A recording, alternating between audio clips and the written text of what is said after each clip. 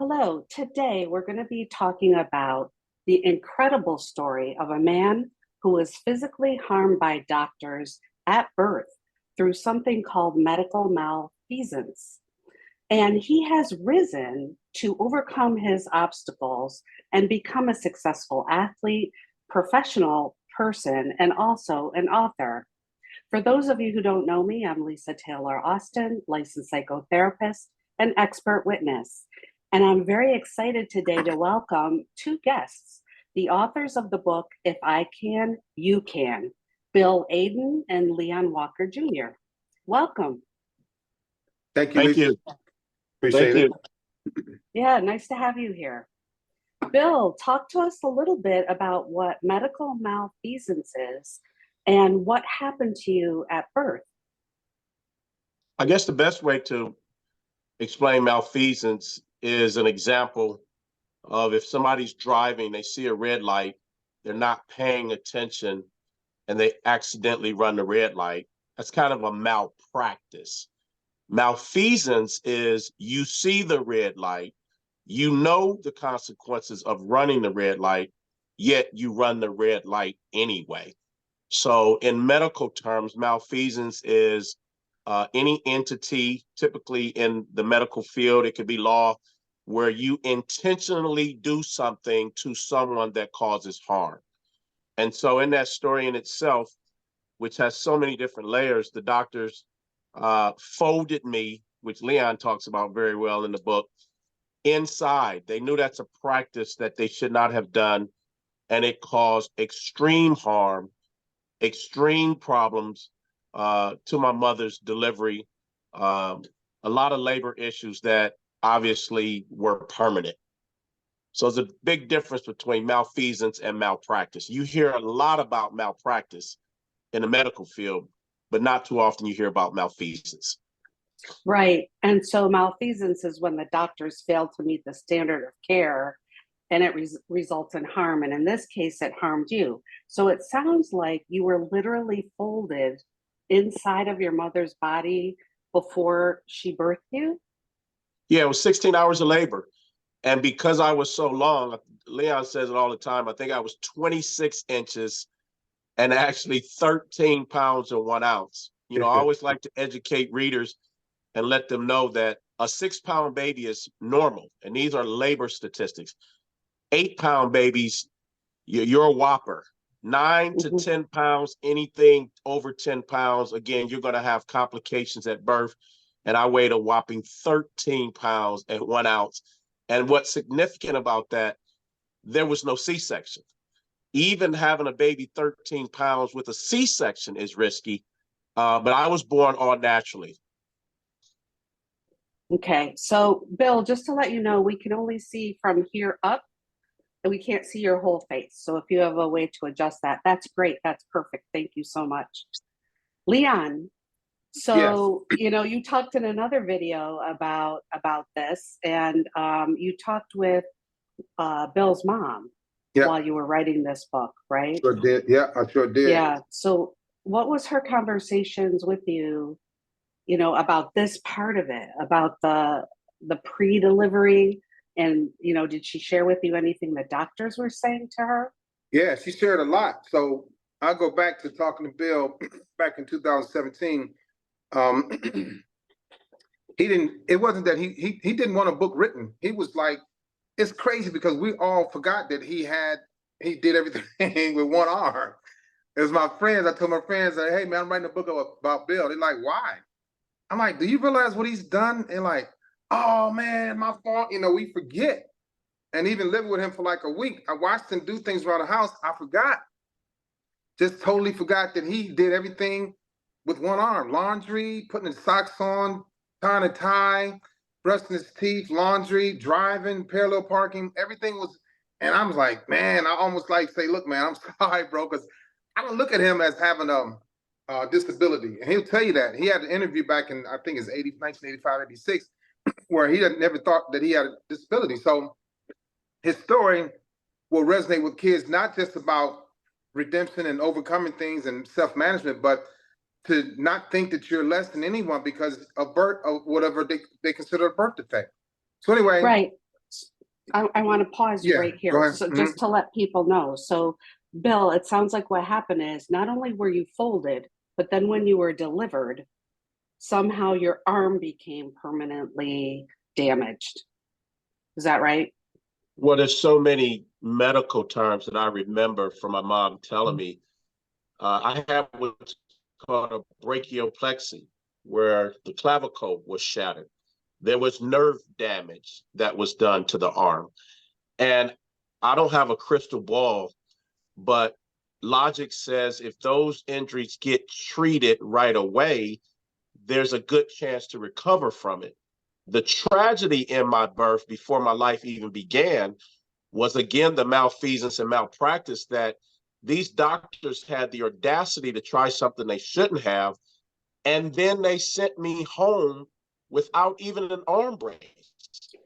And They did nothing. They threw my understanding I'm is they sorry? knew my understanding is they knew what they did to you and they still sent you home. Absolutely. Absolutely. I mean, you could have treated the nerve damage. You could have treated me. You could have set the shoulder. You could have put it in a cast. Their logic was you don't really have bones and joints. It's just a lot of, tissue as a newborn baby, but that's incorrect. And so they sent me home, and almost 4 months of nothing, those injuries turned into permanent until my dad was playing around. And again, this is in the book and well illustrated, that I couldn't raise my right hand to get a bottle or to hold his hand. And they knew something was wrong. So 4 months of latency had taken place between the time of my birth and we actually starting to address the issues that happened at birth. Terrible. Egregious. Yeah. And so, yeah. So Leon, I'm sorry, I didn't mean to cut you off. You good. And so I found out a lot of, we saw Bill as Bill, like, he can't play baseball until he played baseball and won championships. He can't play basketball until he started winning trophies at the YMCA. Well, he can't play football until he started tackling the hell out of people with one arm. So it was like, we were like 8 or 9 years old before we was like, okay, that's who he is. And so nobody said anything after that because he showed up and it was like, okay, it went from, oh, that's not fair to Bill to, oh, it's not fair that you got Bill on your team. Because having him on a basketball team is like, they said, well, y'all can only have 4 since y'all got Bill. It was that type of thing, And every time we showed to play sports, he chose the hardest position, quarterback. And so other kids, yeah, go ahead. So let's go back to your conversation with Bill's mom about. So I met his mom before I met him because he had a kid, one of our friends had teased him about his arm, and the kid either pulled his arm or did something, hit Bill first. He's never been a bully. And so Bill whooped on him, and the kid came running down the street, and I was on the porch that day. This was in 1975, 76. And I was like, what happened to you? He says the kid down the street with a steel arm. So I'm like, what? A steel arm? So I'm like, I was a little bully at the time, but I hadn't met him yet. So I'm like, I'm gonna go down the street and I'm gonna go fight Bill, take up for my friend. So I met his mom, and this is how I stayed close to his mom throughout the years. So she told me he's in the backyard playing. Long story short, I saw him in the backyard playing. She said, he's loud and aggressive, so just be careful. And I went back there and he was loud and aggressive. And I kind of got spooked as watching him play sports and leading people on the court and yelling and screaming and calling kids chumps and stuff. I was like, this is like a grown man. So I left. And my friend, I went back down there. He was on my porch. He said, did you get him? Did you beat him up? I'm like, man, he wasn't even home. So I act like I didn't see him because it's like, this is my favorite story of him. But anyway, getting back to his mother. So when I met her, every time I would, see his mom, and his mother was active in the neighborhood. She's very active with the sports. She's very active with Black Party. She's very active with the neighborhood. So anyway, moving forward, in 2017, Bill and I were at a bar having some wings and stuff and talking. And I told him he admired me and I wanted to put him in my book. Well, another friend told me, he said, why don't you just write a book about him? And so I said, okay. So I was getting the Bill, texting him, calling him, emailing him over the years. And he was like, yeah, he had other things going on. And so I said, okay, I'll talk to your mother. And so I talked to his mom from 2017 to 2020. May she rest in peace. He passed in 2020. So I got all the information out of her. She's the reason why we wrote the book. But she told me that 4 doctors wanted his arm to be amputated. And he's right, they never gave him a brace. When they sent him home, every time they go to see a doctor, it was only 1 doctor that wanted to give him a brace. The other 3 didn't want to give him a brace. They just wanted to amputate his arm. She told me how they folded him over. She told me how her and him both flatlined during the delivery because his shoulder was so wide and he also paralyzed her through the delivery. So he was born with the injury. He was also born with severe asthma. His mom and him flatlined. She was paralyzed for 4 or 5 days. And they sent him home in a wrapped up blanket to cover his arm up. That's when they talk about malfeasance. And so he went from so crazy, Lisa. It's touching, and he knows when I interrupt, it's not out of disrespect. It's just out of, we want to get this out. My mom never told me that. Right. And that's she part never of talked a to you. special need. I'm sorry? She never talked to you about this. Nope. Prior to parents of special needs, various different levels, sometimes they share the pain and sometimes they don't because they relive the pain, and she didn't want to relive the pain. There was a certain part of guilt that she felt. So maybe telling me about all of the things that happened at birth, she didn't want to do. Now, I will tell you, when I got around 12 and 13 and I started getting whoopings, in between those whoopings, she would definitely tell me, boy, you don't know all the stuff I went through. And then slowly but surely, she started telling me things. But during my younger years, my toddler years, I think she just felt guilt that she didn't want to relive it, and she didn't want to put any more pressure on me regarding what she went through. Now, I'll tell you something that's so profound that no one knew, that I never told folks. You know how you get kids that want to do good in school because they'll get a treat? You know, kids that clean up their room because they want to go to a party on the weekend. All I wanted to do was be normal. And that's why I practiced basketball so much. That's why I joined the YMCA. That's why I wanted to play everything to take the burden and guilt off my mom. And surely it went from her coddling me and feeling guilty to being one of the proudest and biggest fans at every game, proud, saying, that's my boy. It even got to the point where she had to come out and tell me to stop hurting other kids. So imagine that. Yeah. So let's rewind a little bit, Bill. You talked earlier about the fact that your parents noticed that you couldn't hold up your bottle when you were a 4-month-old baby. And then at some point, they learned that your arm didn't work the way most people's do. Right. Correct. How did they learn that? Well, again, one of the first things mothers do once kids' cognitive skills come, they hold their hands out because they love when kids reach for them because you're going to pick them up. And my right arm wasn't coming up. My dad was putting bottles in the left hand and the right hand, pacifiers. Kids know how to take pacifiers out of their mouth. Everything was done with the left hand, and they knew something was wrong. Then it started to be discolored. It was cold all the time. It's actually cold now. But Leon and the kids on the street were cruel. They always used to laugh at how my arm was cold. It had no circulation, and it doesn't to this day. So yeah, that's how they found out. How did they learn what actually happened with the delivery? Oh, because I mean, it was a process. I'm having the impression that these doctors tried to cover things up and not say anything at all. Well, what happened is, let's just say for the record, after 4 months, they demanded answers. I'll never forget. She told me Forest City Hospital, which went out of business years and years ago, they marched back in there. And Leon does a great illustration in the book. We had some artists show pictures in the book of my parents basically fingering the doctors, cornering them, saying, what the hell happened? And so their story went from, because they knew they were wrong, it went from trying to hide it to placing blame on my mom, saying she was a diabetic African-American woman, and African-American women typically have large babies. So that's what happened. And what was even more profound and crazy, we did settle out of court a judgment. Let's just say, for the sake of the conversation, it was $300,000, which was a lot of money back then. We should have gotten $2 million, but of the $300,000 we settled out of court, we had to give the doctors $170,000 of that. So it just kept compounding, you know, all the things that had happened. And again, my life had not even started yet.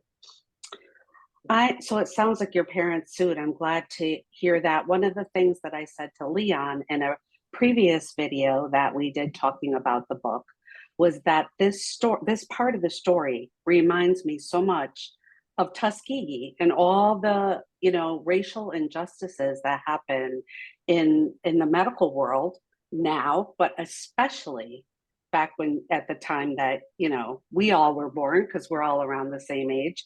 You know, it was just kind of like, well, you know, she's a black mom, this is a black baby, we'll just send them home. I'm quite sure that had a lot to do with it. Can I add to the salaciousness of this story? When you bring up Tuskegee, it warms my heart, because my dad was actually a 99th Squadron Tuskegee Airman mechanic. So I'm not putting down any of the Tuskegee men that followed in the subsequent years after World War II, but he was with the original 99th Squadron. And here's something crazy again. He never told me. The only way I found out at his funeral in 1999, I look over and all these men are in bomber's jacket with goggles over their head. And I'm like, was my dad a pilot? What's going on? And they finally told me that my dad was, again, they went through so much, which is what you just said. They were shamed of how the government treated them and used them as guinea pigs, not only in Tuskegee experiments, but also in the air, using them as guinea pigs, wouldn't let them fly. They had to beg to fly. And then come to find out, they ran more missions with less casualties than anybody in the history of the war. That was my dad. Wow, that's pretty, that kind of gave me chills, Bill, because I'm thinking about, from your dad's perspective, here he's lived this medical malfeasance, you know, and knows about it from his prior airman days. And now here it is happening to you. Absolutely. That makes me really want to cry, thinking about how the feeling of that on him, you know, and the feeling of that on your mom. Well, my motivation now, and Leon will tell you, I really can't think of, in the last 7 years that we're writing a book, that he and I have ever discussed about selling the book. There's a difference in promoting and soliciting it. And for whatever reason, what happened to my mom, that she never wanted to tell me and get that story out, what happened to my dad and never wanted to get that story out. All I wanted to do now is get this story out. And Leon knows that. So that's why we speak with passion. That's why I'm missing my Pittsburgh Steelers game right now, because I'm talking to you, because I'm passionate about getting this story out. And we're passionate about hearing it. Everyone I've talked to who's heard about it is just blown away by this story, and they want more information, and they want to know where they can buy it and where they can get it. So as soon as there's a link, we'll be posting that in the description of the video. So at some point, let's go back just a little bit, if you don't mind, Bill, to your elementary school. It sounds like that's when the two of you met, right? In elementary school? Yeah, around that. Yeah, I'm a year that. older than Bill. Yeah. Yeah. And so kind of the way Leon tells the story, it sounds like, Bill, you were just a tough guy. Yeah. Well, you know, you have to be tough line. You have to be tough at that point in time, because really that's when bullying starts. You know, people think bullying starts when you go to high school. No, I know some sixth graders, fifth graders, fourth graders that are just little tyrants. And so I had to be tough because they didn't care that one of your arms was shorter than the other. Kids would push, kids would take things. And so I quickly learned how to defend myself. And, you know, in the consequential years, it turned into folks not even want to mess with me because of the strength that I had in my left hand. But yeah, I got bullied, I got picked on at an early age. Yeah, so initially, it sounds like you had to really, you know, be protective of your arm and of yourself. And then it sounds like at some point you use this as a strength. It's not even as a young boy, it sounds like you kind of said, you know what, I can do everything everybody else can do. Yeah. Yeah, You know, Lisa, one of them. go ahead. Go ahead, Leon. So one funny, No, I was just gonna say one of the. Good. Go ahead. I was just gonna say one of the greatest stories in the Bible is Samson, and you know, every Easter I always watch it, and obviously Samson didn't obey God, and his strength was taken away from him. But when he got it back, you're exactly right. He used his gift as a strength. And the gentleman who spoke at my the book release party, he came up and he told me after doing some extensive reading that folks with disabilities typically are gifted in other areas. Stevie Wonder and Ray Charles, and I could go on and on. And one of the gifts that I have, which I didn't know, is I did a lot of the editing on the book. I edited the editors that we paid. And so like Leon said, putting on my sock, tying my tie. I remember being at weddings and folks saying, man, your tie is straighter than mine. Can you tie my tie? And I'm thinking I'm doing it with one hand. So yeah, you know, it wasn't never a curse for me. It was a disability that, again, I just wanted to be normal.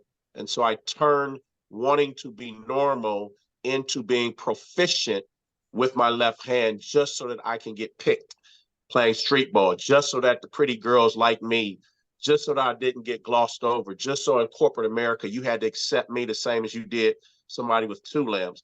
And so it's just been a blessing for me.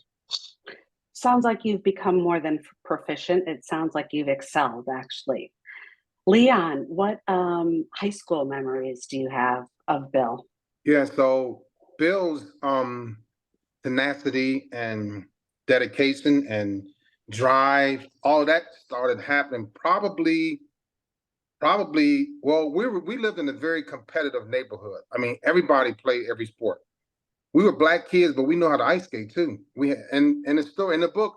He don't remember because he does so much. He taught me how to play tennis. I didn't even know how to keep score in tennis. He was like, I remember him saying he put up the net and everything. He had some rackets, and because I was always coming down his house. I lived like 15 houses from him, and he was keeping score. He's like, all right, 15 love. I'm like, 15 love, what is that?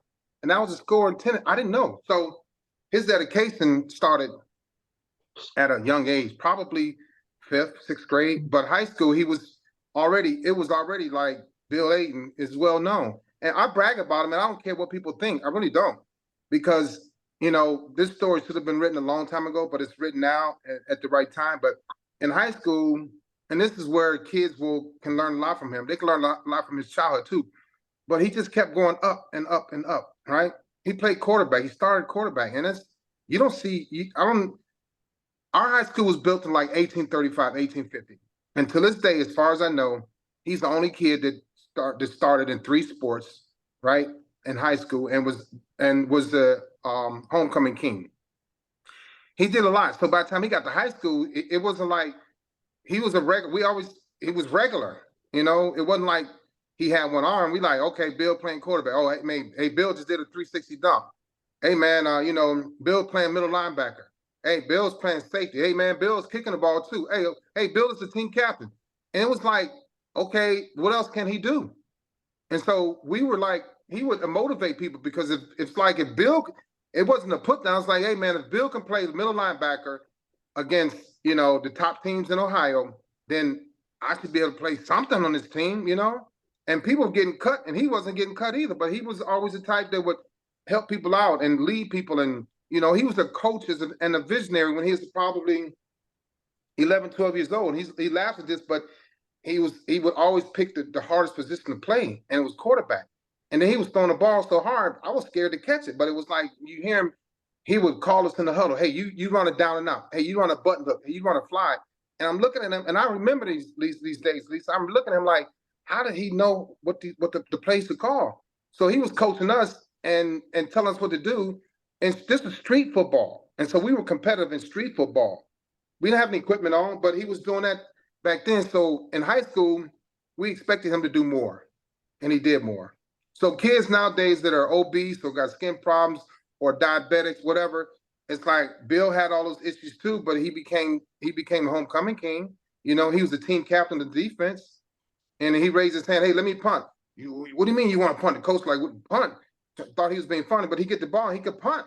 You know, it was everything. So by the time high school came, he wasn't a regular person, but we looked at him as if he had two arms that worked, but he didn't. So, Bill, I understand that you're also a pretty good artist. Yeah, I like to doodle. I'm sorry? You just doodle? I have a feeling you do more than that. Yeah, I actually won a couple art awards in high school. And you know, when you're a kid and you try to keep things off your mind, sports was one thing, but you know, we live in an environment where it's cold. So when you couldn't go outside and play basketball, I tried to keep my mind off of all the other things going on and just started drawing. And what's so crazy about it, I took drafting in high school. I went on to University of Cincinnati at one of the toughest architecture programs called DAAP. I didn't finish because they changed everything over to what's called CAD/CAM, and that took away the creativity. I wanted to draw. I didn't want to put in theories and create buildings from symbols. I wanted to draw the buildings. I love T-squares.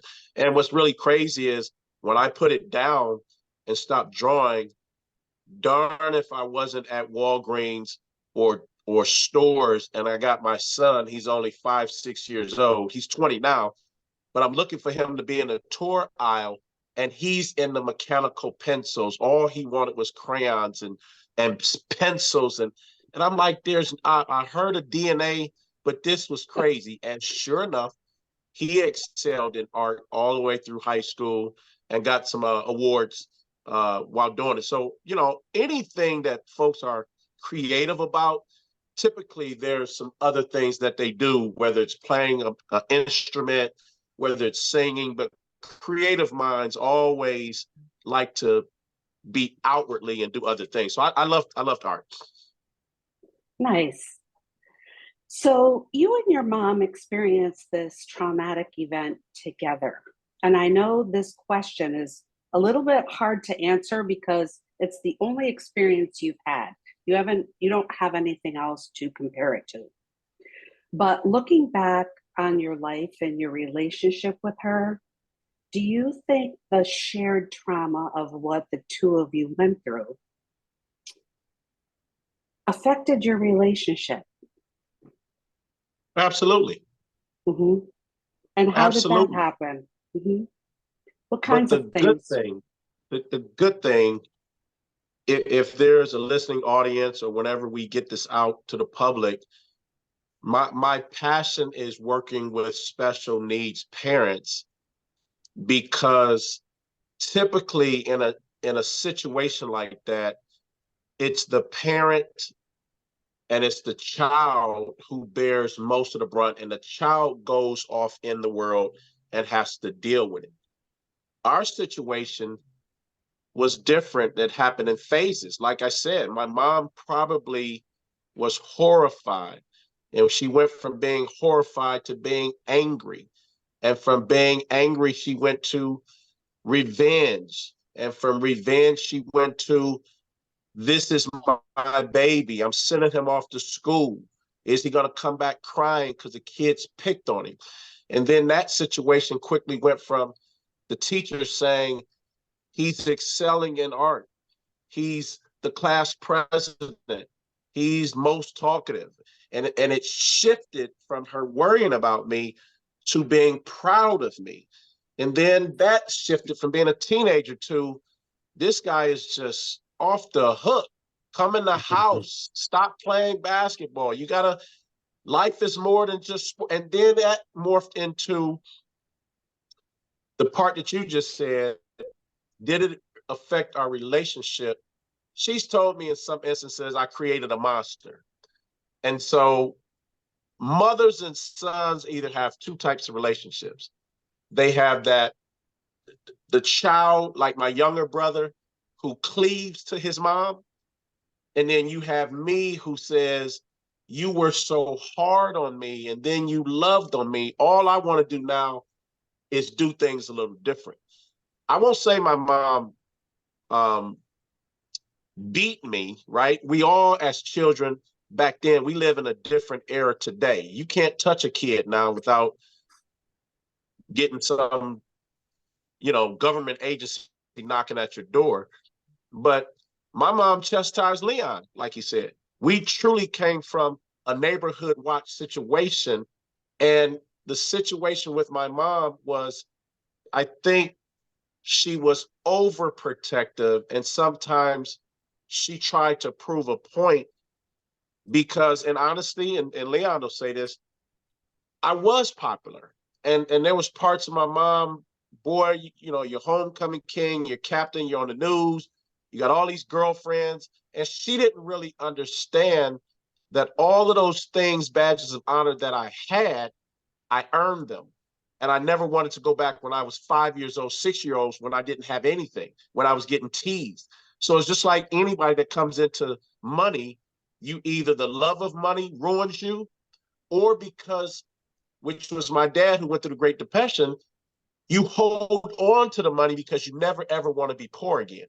And so I was a child that I relished and I loved the attention that I was getting because it was positive attention and not the negative attention that I had lived for the first 10 years of my life. Do I wish my mom was here today? Absolutely. Did we become the best or better? We have a better relationship. We had that only when I had my son in 2003, not just because she had become a grandmother, but she saw I was a great father.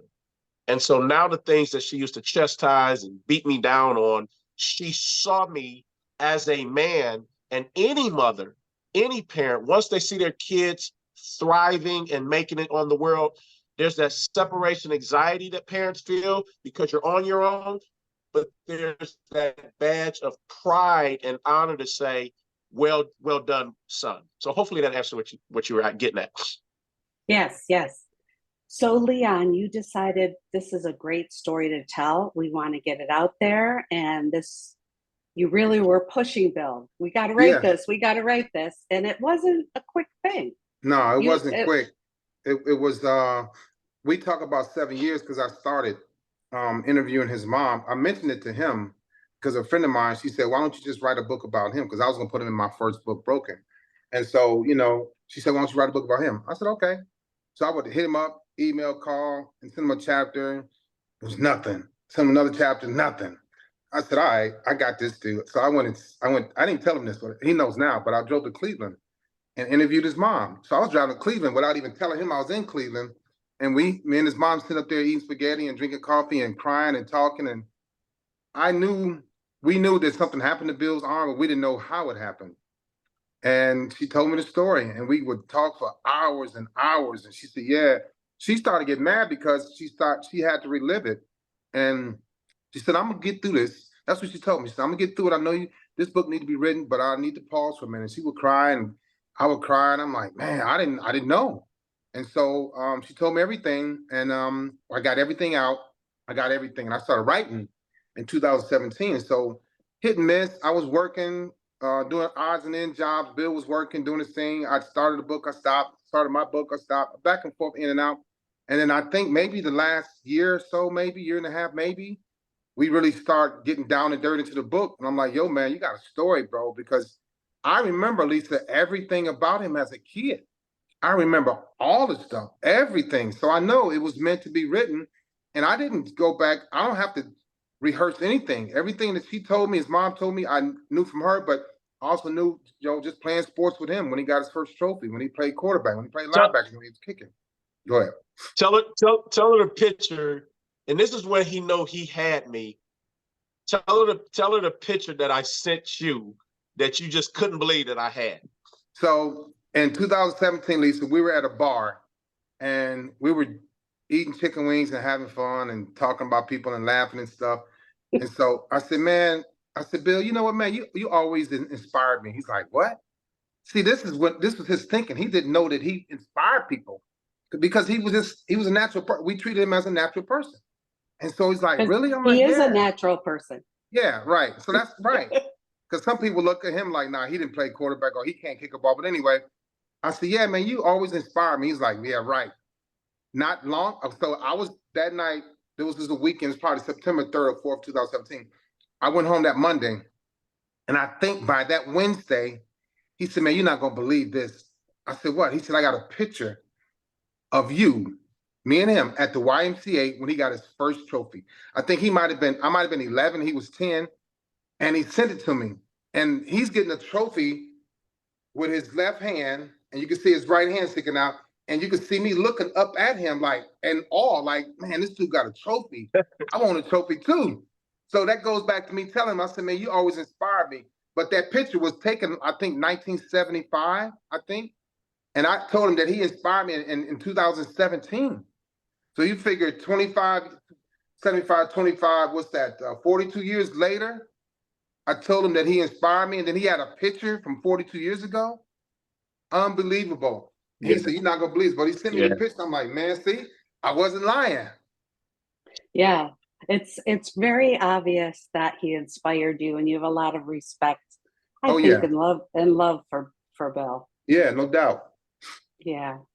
So that's how that went. And we had the pictures in the book. It's in the book. I think we call it my trophy or my why, because he was at the YMCA. And then from that point on, he was competing against kids that were taller than him, that were stronger than him, that had used both arms, and he played basketball and it just was unstoppable. And that was like one of the turning points for him. And so, Lisa, one of the turning points now, you guys brought up the subject on why I didn't, well, he was saying why I didn't want the book. And it really wasn't about humility. It was more or less about, this is what I do, playing basketball, again, to keep the illumination off of folks talking about you behind your back. And so I didn't want to brag. And boy, if I didn't come across a quote, I can't make this up today, and I'm going to use it. I'm going to get t-shirts because it sums up where he and I are now, even in our personal relationships with our friends. The quote said something like, make sure you hang around a bunch of winners, because when you talk about your wins, it won't seem like you're bragging. That's true. And I mean, you got to really think about that. If you're around all success, and I don't mean successful people, but winners, right? Yeah. When you start talking about what happened to you today, when you start talking about a promotion, when you start talking about my son did this, and Leon and I share stuff every single day, and not once does it come off to him like I'm bragging, or vice versa. Not once. And so I think that quote, a lot of people can take and really indoctrinate it into them, and truly start saying, I want to be around winners for several reasons. Because I want to get positive things off my chest. I think we all, just like sweat, people think sweat is bad. No, that's the way to cool the body down. Yeah. And so I think if you have successes every day, you should share them and not feel like you're bragging or being around people who feel like you're coming off braggadocious. So I just want to share that with you guys. Yeah, that's pretty deep. Yeah. I think that we go through adversity and our stories, to us, it's kind of like, this just happened to me. And because it happened to us, we're either traumatized by it because it was a traumatic event, or it's just normal. Like, this is part of our life, my life. But when we tell our stories to other people and other people are listening, they take pieces of your story to help them with something that they're going through. And I think Absolutely. that's where the two of you seem to be going with this book, where this book is actually written for children, correct? Well, so It's that's a good Or it question. covers. teenagers? Go ahead, Leon. Yeah, so yes, and what happened was we started when he was born, and so I'm glad you brought that up, Lisa, because we've gone from being at the bar talking about his book, and he telling me a picture, showing me a picture that he and I is in the picture, and it's in the picture, to me chasing him down, writing and sending him chapters, and him getting to it and not getting to it, to hey, oh man, this book is we got a book, to writing a book, to have a book release party, to now it's like, man, we can get this into a curriculum to the schools. And then it's like, well, hey, we can do a camp. And now it's like, well, hell, Bill, we might as well do a children's book. So to answer your question, the book covers his birth to adulthood, but there's going to be children's books coming from ages, what, maybe 1 to 7, Bill, I think, somewhere in there, but he can answer that part too. What's so profound, and we didn't go into it trying to be fixated, right, on one particular group. We just told my story from birth through corporate America. But I will sit here and tell you the book is for everyone. I did an interview with the #1 morning news show last month, and he asked me that question, and I told him the book is for special needs parents who are taking care of kids that have just suffered a traumatic birth. The book is for young kids who got bullied and know how to persevere and find something special about you to keep those folks at bay, because they're going to come anyway. The book is for young athletes. The book is for high schoolers. The book is for college folks.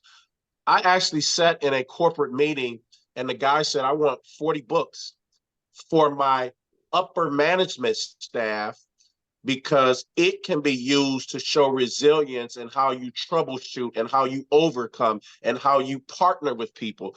So the book, you know, that pendulum can swing all the way from birth to corporate America, because we talk about some of the issues that I had in corporate America. So I'm really glad that it's not per se fixated on one demographic, but it can cover from 0 to 45.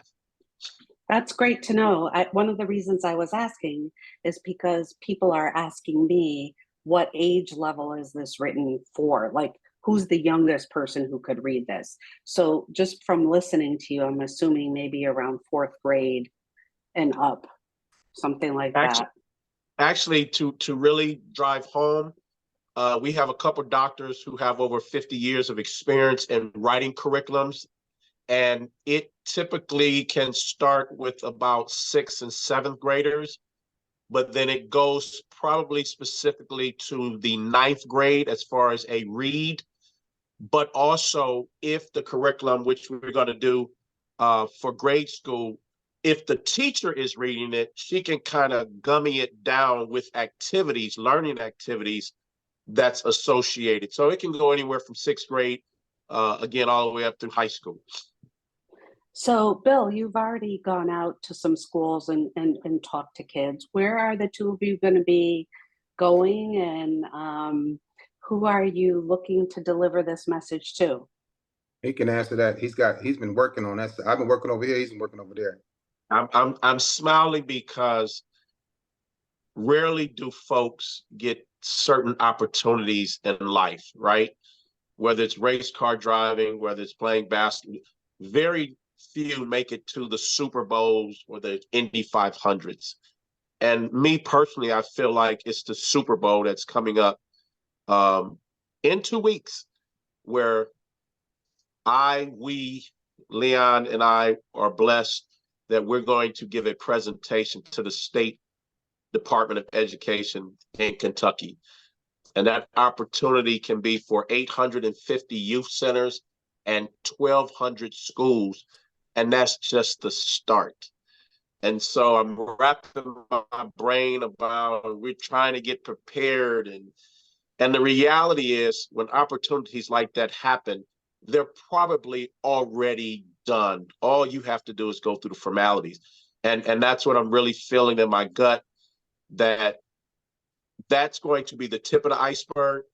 I have meetings set up with Cleveland Municipal School District when we come back from Kentucky. We've done things in several libraries. We've talked to kids. We've spoken to kids. And I will tell you this, when you just said, Lisa, that you're about to cry, and Leon knows this, when he and I tell our story, let's say we've told 1,000 people, I've yet to hear one person not say that their emotions was one way or the other. It's like either reading the book, and these are highly educated superintendents and doctors that have all came back and said, my mouth dropped. I didn't know that happened to you. I feel like I want to cry. I feel bad for your mom. I'm moved. And so it really has inspired he and I to know that it is affecting people in ways that they come out without embarrassment and say, wow, wow. So Nice. a lot on our plate, and we're ready for it. We're prepared for it. That's great. And so it sounds like in time, soon, because you two don't let any moss grow under your feet. And so it sounds like soon. Listen, he used to tease me. I'm sorry, he used to tease me. Man, why you up 3 o'clock in the morning sending me this stuff, man? I'm tired. And now guess who does that to me? Him. Yeah. Yeah. So it sounds like soon there's going to be a curriculum where teachers could buy the book for the class, have class discussions, have class projects about overcoming where children can identify things they have overcome in their life or things they could overcome in their life as a positive motivator for them. And that's just one tentacle. That's just one tentacle. The other tentacles are Leon's 32 years in the service. We're talking about leadership, how we grew up in East Cleveland, which is now one of the toughest places to live, economy-wise, murder rate-wise. We came through that system and we had what was mentoring. So we're going to be extrapolating things from the book on mentorship. And these people can't wait for us to talk to them because the book is so many things that when you unpack it, the beneficiaries is unlimited. Yeah, it sounds like it's so applicable to so many different people and populations. And it's amazing that you have this Kentucky, thing coming up so soon, because you're just getting started. So to start with something that big right out of the gate, this is gonna get bigger. Right. We know that. It's just starting to, you know what, Lisa, me and Bill know this. We didn't plan all of this stuff. It's just, and we'll talk tonight, we'll talk tomorrow, and it's always something new. It's like breathtaking. I wake up, I'm like, yo, man. He's like, yo, man, I saw you you was up there, you sent me an email at 3:30 in the morning. I'm like, I didn't realize it was 3:30, but he gets up at 4:30. He'll go, man, I didn't think about a curriculum for a camp, right? We can do a camp for kids in Kentucky. We can do a camp for kids in Ohio. I'm like, yeah. So we got like 10, 11 months to, maybe 8, 9 months to start this camp that we're going to do. When we start doing, we're just alike in a lot of ways. We don't give up on things, and we're givers, and so we got to a point where things just keep, like you said, it's just growing and growing, and the more it grows, the more we have to reach out, and we need some help with this, we need camp counselors, we need this, we need that. But we never ask people for money, Lisa. We don't. So as soon as there's a link for the book, we'll be getting that out there. I will be in touch with the two of you because I have some contacts in the Northeast, and we can hopefully get you coming this way. How can people reach you if they're interested in having you come speak to their school, their staff, their therapists, maybe even who have large groups of children, or even college? I'm thinking like college professors. Leon's the PR guy. So what we're doing is, I'm putting I'm going to have a lot of his stuff on my page and my website, and we're still going to build his website as well too, though, and his social media. So I'll be honest with you, and this is funny, we talk about this, Bill is new to social media, where people may not think that anybody at our age is new to social media, but he is. But he picks up things pretty quick, so it's like I never worry about it. But William Aden Sr., williamaden.ificanyoucan on Instagram. We're working in William Aden on Facebook. So we're working on his YouTube page, and TikTok is William Aden as well. I am Leon Robert Walker Jr. on Instagram, Facebook, TikTok, and YouTube. My website is leonrwalkerjr.com. So we'll be working on getting all his social media up as well, so that when people ask for me, I can give them the link to him, or they ask him to give him the link to my stuff. So we kind of like go together on social media, because we have a lot of stuff going on, have a lot of new things coming up. So yeah, William Aden Sr., if I can, you can, I'm sorry, on Instagram, and William Aden on Facebook, and I am Leon Robert Walker on all social media outlets. Very good, and we'll have all that in the description of this video. Gentlemen, thank you so much for your time. Bill, thanks for missing the game to talk to us today. It's exciting, and I'm really touched by the closeness of the two of you, and I can't wait to hear more about it. We got you, Lisa. Thank you for interviewing us. Thank you for All having right. me. Thank you. You take care. All right, see y'all. Bill, Bye-bye. Bye-bye. Bye-bye.